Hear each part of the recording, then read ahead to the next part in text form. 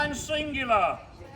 Let it be known that on this day, Tuesday, 28th of July, 2026, after 18 months of painstaking restoration to this beautiful black and white Grade 2 listed building at a cost of £250,000 from Cancer Research Funds.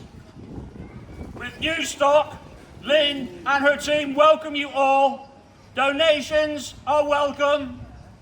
So now it gives me great pleasure in reopening Cancer Research UK charity shop for business.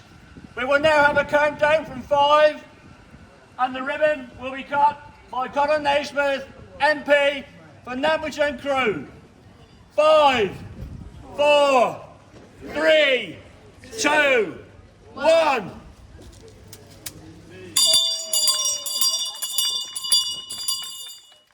God bless Nantwich and God save the King.